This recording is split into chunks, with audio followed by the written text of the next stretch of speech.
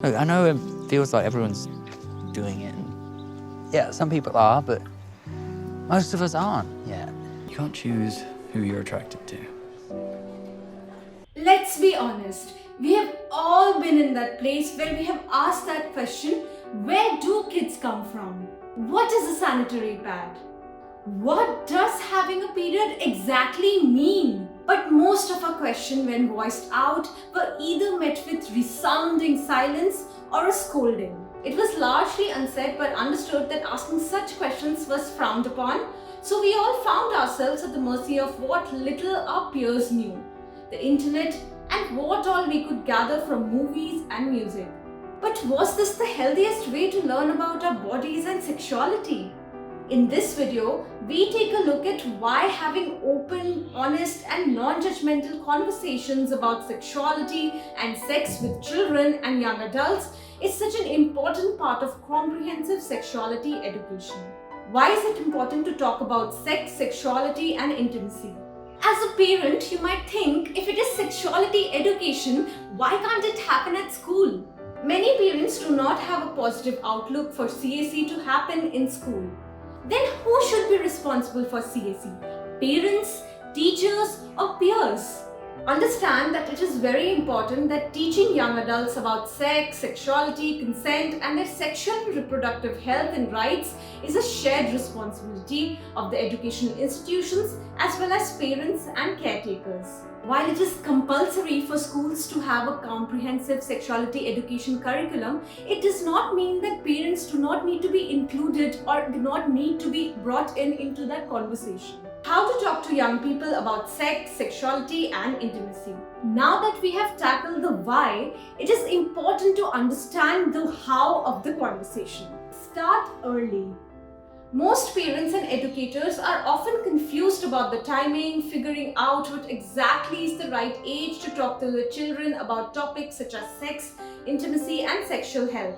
Let's be honest, young adults will have questions no matter how old they are. And that is why it is important to understand that there is no particular time to start the conversation about sex and sexuality. Don't infantilize the conversations, rather use the correct terminology and introduce young adults to anatomy using resources such as picture books, educative and informative videos, and infographics. Don't keep the conversation clinical. While using resources can be great, sometimes as educators and parents, due to the stigma attached with sex and sexuality, we tend to keep these conversations extremely clinical. This can be very intimidating for young people. Just explaining the biology of sex will not be sufficient. Don't hesitate to talk about things like the complex emotions associated with having sex for the first time, feeling attracted to another person, self-pleasure, navigating shame and stigma associated with sex, and so on. Provide a judgment-free space. This is extremely important. Such is the messaging around sex and sexuality in the cis-heteropatriarchal world that we live in, that it can be really hard to shed the judgment that we all carry within ourselves.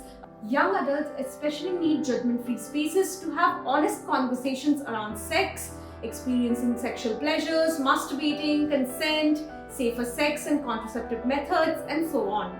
If judgment accompanies information, young people are less likely to go and access those information that will help them lead a better and safer life.